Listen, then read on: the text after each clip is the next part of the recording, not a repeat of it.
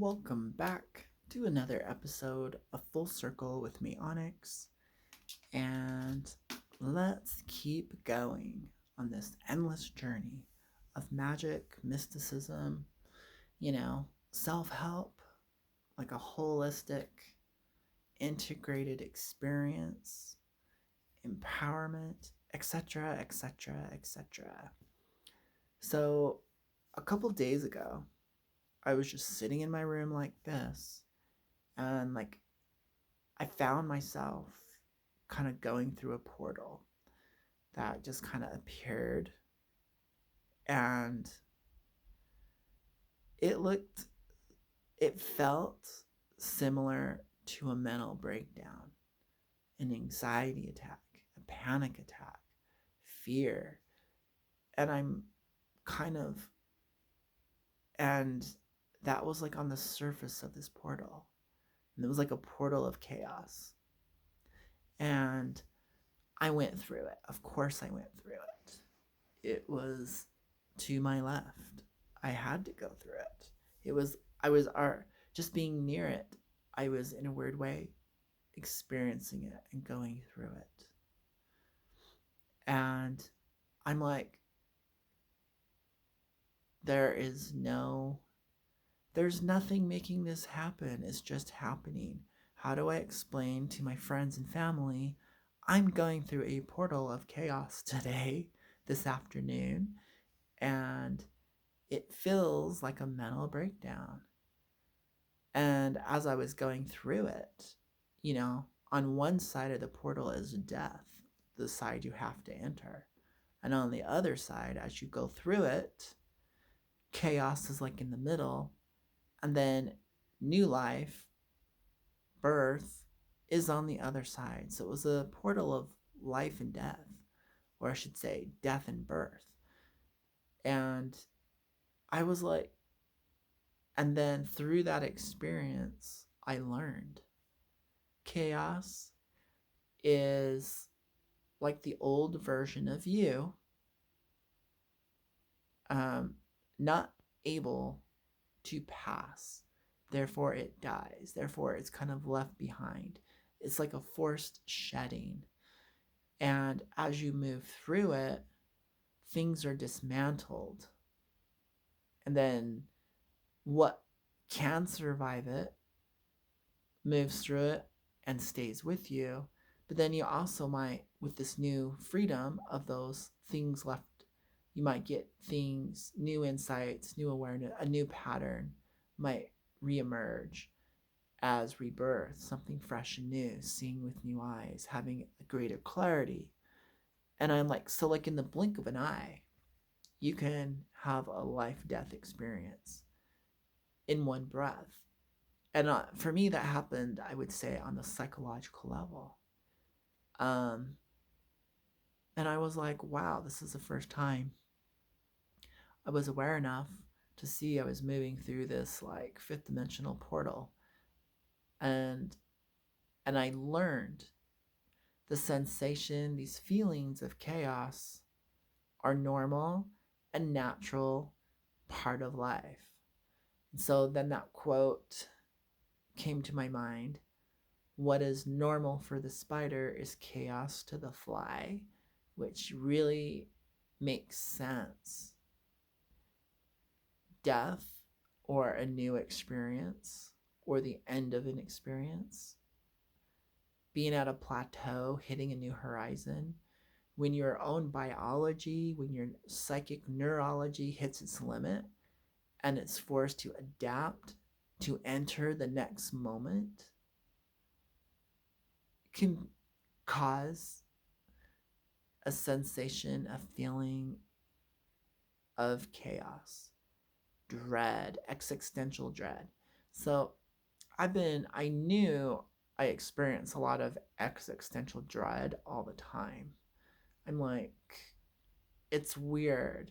It's like parts of my programming, parts of my biology are experiencing existential dread pretty frequently in life. And it shows up, as repressed uncertainty, anxiety, Could even be depression. Depression could be a resistance to the existential moment of not knowing what comes next, feeling unequipped. You don't know where your next paycheck is coming from. You don't know where your food is coming from. I'm like, why would I put myself in these states of uncertainty? And I'm like, because certainty kind of is boring. Certainty kind of feels like a jail cell.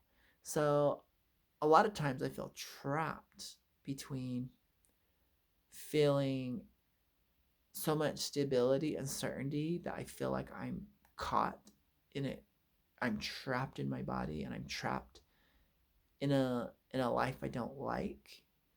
And then to overcome it, you almost have to go, or you will.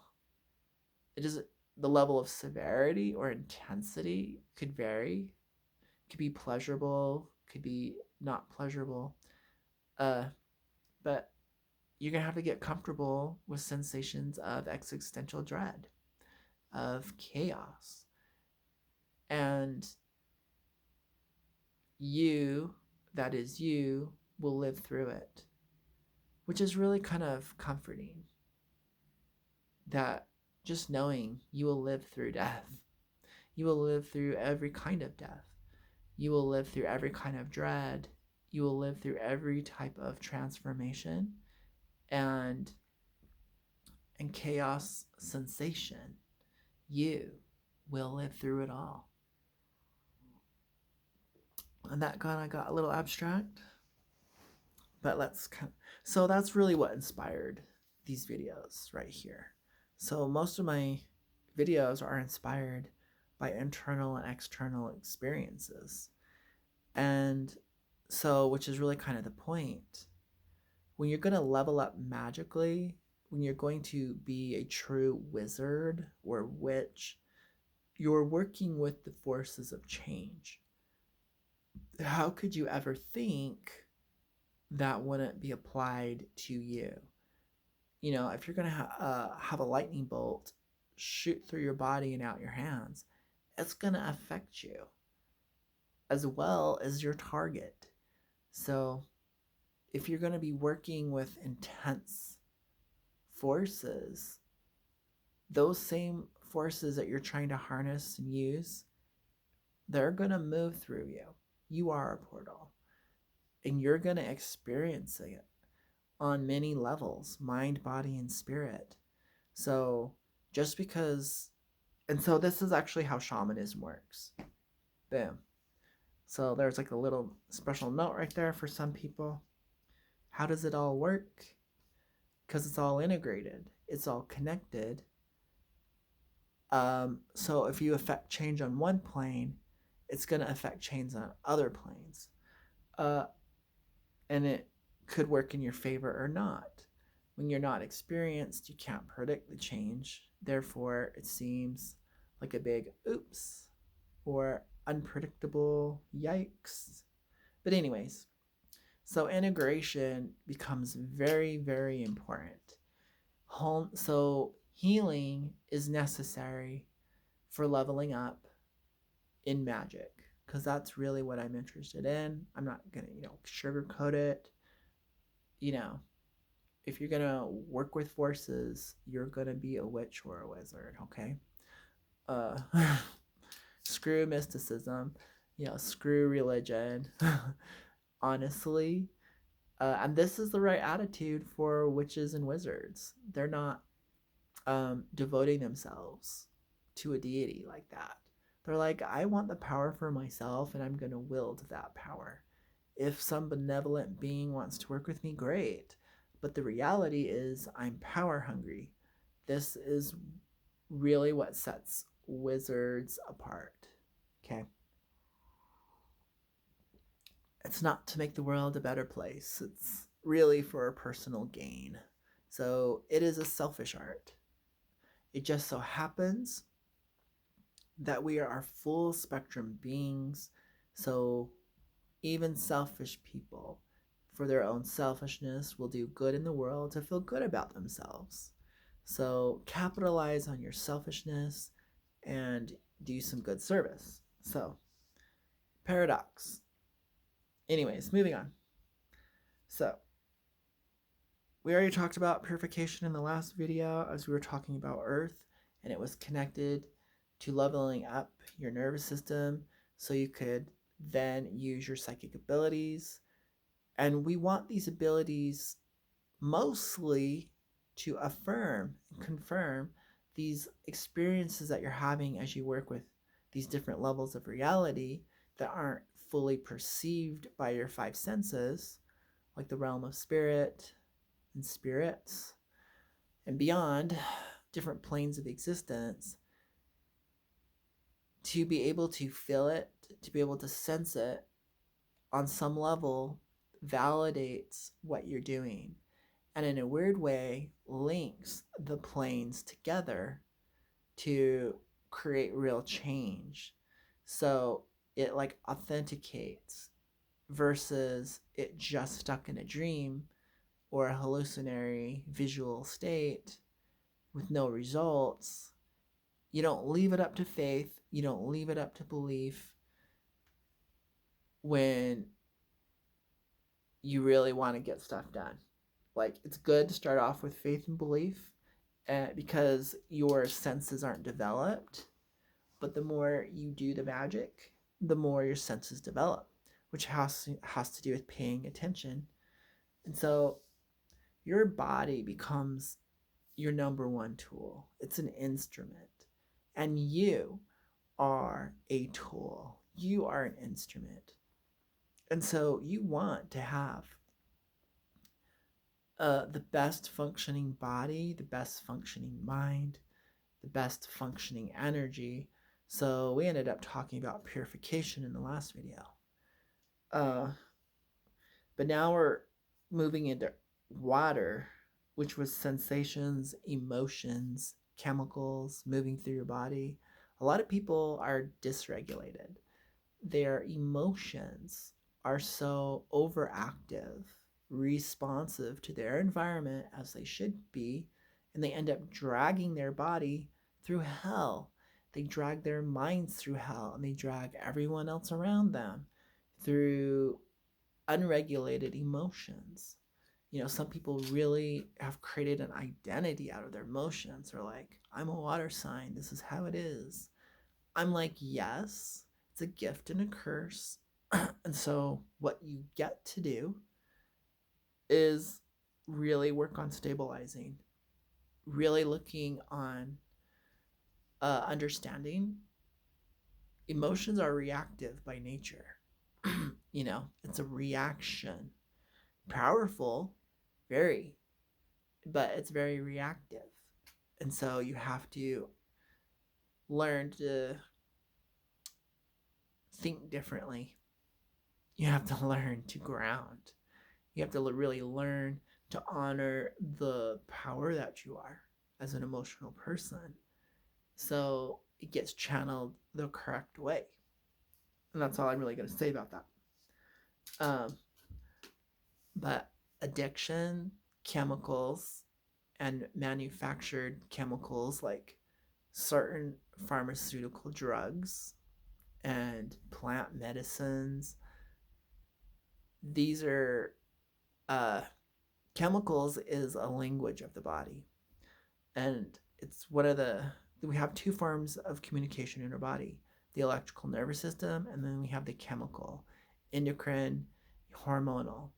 And so we think about the foods we eat. You might need to be on a specialized diet, number one, to manage your emotions, to manage yourself as a vehicle if you want to be channeling angels. So, in a weird way, purification is a big deal with what you choose to consume, because too much of anything, whether it was good or bad, becomes a poison, you know. So we have to be very mindful.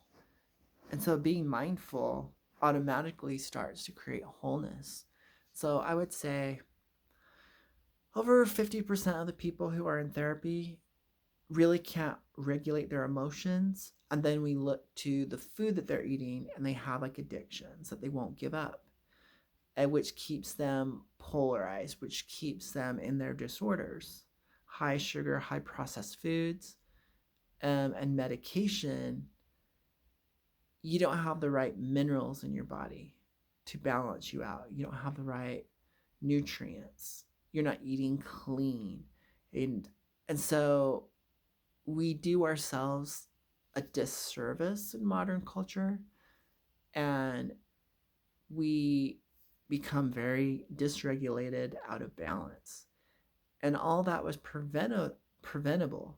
All that was changeable uh, through better choices, through taking responsibility and ownership.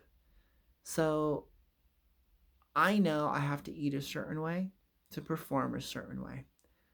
I have to function, I have to act, I have to think a certain way to stay within a vibrational frequency, to have like encounters or to have my third eye cleansed and stay cleansed. Because we live in an environment where humans are just taking a crap everywhere, in everyone, in everything. And so you have to do what you can to keep your inner and outer space clean, your body clean. And so we're eliminating things that we can eliminate. Then there's things that we just can't. And then we just have to work with that. We do the best we can. But wouldn't it be nice if we could eliminate some of our burdens that we can? So that's kind of what this video is about. Why did I even? Yes, looking through my notes, kind of. So, water and earth are so much part of this world, our body and our emotions, our physical world experience, and how we sense it through our five senses. But when we get to air and fire, they are part of more the intangible world. They're not, they're more conceptual. They could even be, they're just an out of this world, another dimension, and in a weird way, connective in a different way. And so I would say earth and water pertain what I call low magic, what I call witchcraft, and what I call very functional, powerful, because it gets stuff done in this world. And so, everything you can do with water and earth here to get all your needs met. But then when you want to go more abstract, when you want to go more philosophical, when you want to get more towards science, technology, and out of this world, no more non-tangible, but may require more thinking thought patterns and more, more spatial, like abstraction. You're getting into fire, you're getting into air, where symbols represent things. And so that would be high magic. You want to be able to communicate through all the planes. But we could do without high magic and still function as a species. Okay, even though they're inseparable, it's going to happen anyways. You can't really divide them. But most people got to work the earth and water better. And that's what most people are trying to do. And so the reason why your high magic isn't working is because your low magic isn't working. The reason why your lower, yeah. And the reason why your lower working magic isn't working is because you're not doing it. So, anyways, so this applies to all realms when you think about it. But anyways, so this was about, how do I get in touch with the I am presence? How do I get in touch with my own soul? How do I get in touch with my true essence, my true power? How do I reclaim my magic? Like, a lot of these questions are answered. And the answer is always very basic: ground, center, align, breathe, open. And we find people having difficulties grounding, centering, aligning, being open. And when I say being open, on 4 levels, you got to be open-bodied. So even just attempting to be more open, more round, more oval, more receptive through your skin, through your posture, be open and relaxed and receiving. Your whole nervous system changes that fast. And then if you want to hold it, you obviously have to ground. And if you want to maintain it, ground and center. Now, if you want to refine it, align. So you see, these simple tools of grounding, centering, aligning, being open. I don't really talk too much about being open, but it's core essential. It's energy management. It's how you can manipulate your own shields. It's how you can transmute energy coming at you. It's how you can transform, it's how you can reality warp, basically. And so your physical body is your greatest tool. So treat it with care. And it's a vehicle that gets you through life. This is where religion and mysticism fail themselves.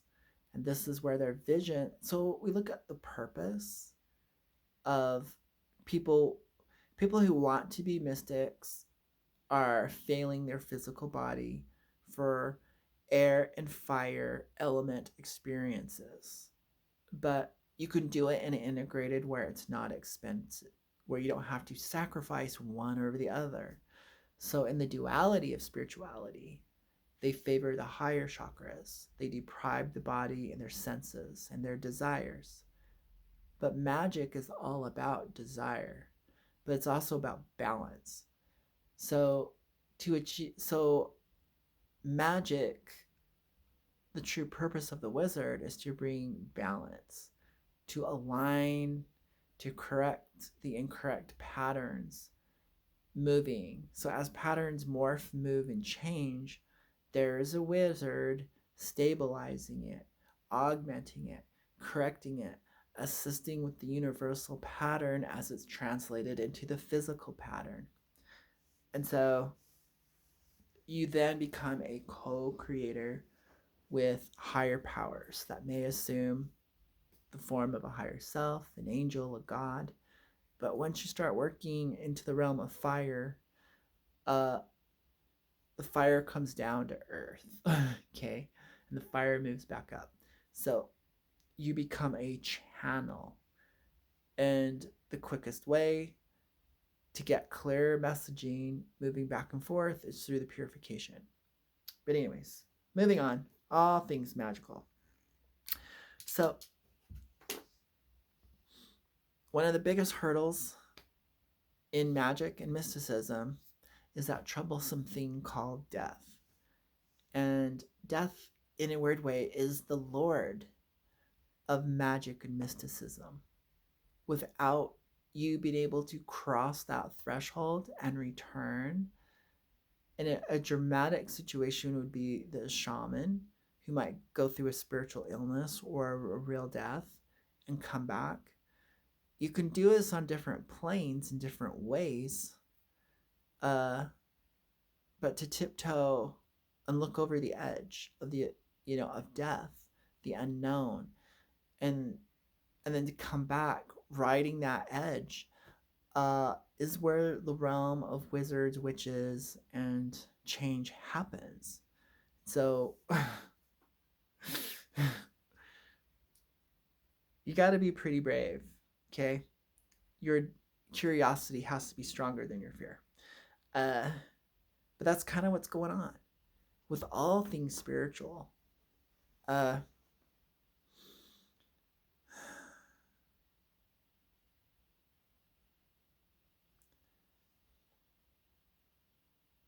So what makes magic work, or you as the channel? What helps you regain your power? What helps you clarify your power? What helps you purify? What helps you gain access? cross the bridge, the road, enter the crossroads, have access to it, or master it is actually neutrality. Neutrality isn't polarized. It's not this or that. It's not, yes, I agree, and no, I disagree. It's not black white thinking. Life and death is eliminated in the crossroads. Time and space is eliminated in the crossroads. It's neutral. Through its neutrality, and through its kind of like clear emptiness, it then can go quantum and be anywhere and everywhere at once. It can be, there's like a network of portals that everything has a center. Everything has a vortex in it. Everything has an element of nothing. And it's through the element of nothing that the shaman moves, that the witch and wizard move. That the there's so there is an invisible network, and we look at these nodal points as like black holes and micro black holes and whatever. Uh, it's the nothing, and so when you add nothing into as nothing as something, zero as a space holder in mathematics. When you account for it, the space between us, when you account for it, when you account for the sky, the clearness of water, the clearness of sky. So non-described, when you account for that, there's a level of freedom and flexibility where you can create change, you can morph, you can mix, you can and this is where magic is. This is kind of like a key or the door, you know? It's a portal. And so instead of just yin and yang, it's the Tao that they talk about. The thing that can't be named. To point it out is not that. You can't exactly describe it, but you get to experience it. You get to be one with it. It's the glue that holds a relationship together. It's the glue that holds relationships together. It could definitely be like a static. It could be like a force between forces. So think of things in threes: yin, yang, and the Tao. You'll never have yin without yang, and you can never have yin and yang without the Tao. So life and death, you can't have life and death unless there's something that's beyond life and death. The quantum field, what scientists would like to call it, unified field theory. I like to point out the web of weird. So everything is connected to the web of life. Everything is connected on the web of possibilities, these bridges. And so being centered helps you find your place on the web. And when you ground, it brings the energies to you in this dimension, in this experience, and in the multiverse of the millions of yous. Grounding, magnetize, brings your own consciousness and energy to that point. But your center is there, energetically on that web. So you can center yourself through many layers, many shells of your being. And it gives you access. So then be open in mind, be open in body. The mind and body are one. Then you start to feel your own energy field, the field of information of everything possible. And so it's a very simple formula of something very advanced.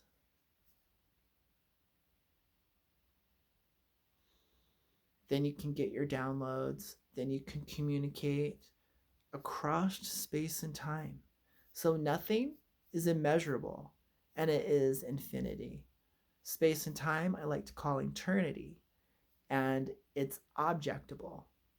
You can work with it, you can experience it, you can understand it through the realm of something that you can measure here and there, past and future. But being in the present, measurement ends, time ends, formation ends. You become part of infinite possibilities, but you also become nothing. So there's the infinite white sphere of infinite possibilities. And then there is the opposite, the black sphere of all those possibilities as not. Bring them together, combine the two, you get the hidden sphere and the tree of life, which is clear, which is a portal, which allows you access to all of it, all that is not, all that could possibly be, working together in harmony, and you have found you found the portal of transcendence. You found the mystical portal into the higher realm of the gods, to the patterns of the archetypes. And you can move in between them and do as you need, and you can channel. In all things, all information can come to you. And this is so I would call that maybe the center of high magic, the clear portal. So some people might want to call that the Holy Ghost, the presence, which gives you an understanding of consciousness, the seat of awareness, the seat of consciousness, that which your beingness. So it's a sense of whole being, but it's connected to a higher power, the I am, the universal mind, the universal awareness, the universal intelligence. And from this seat, it's interesting that it's above your heart because, infinite love, infinite understanding, infinite grace, infinite wisdom, all this through these perfected patterns. So, correcting distorted patterns through space and time. Anyways, that was way advanced, but it has the energy and the essence of where we're going. Every wizard is a mystic. And, the more integrated, the more the paths become one, and the more you have a full spectrum of emotions, a full spectrum of the expression of possibilities of your being. So you can be a lover, you can be a fighter, you can be a hater, you can be broken, you can be whole.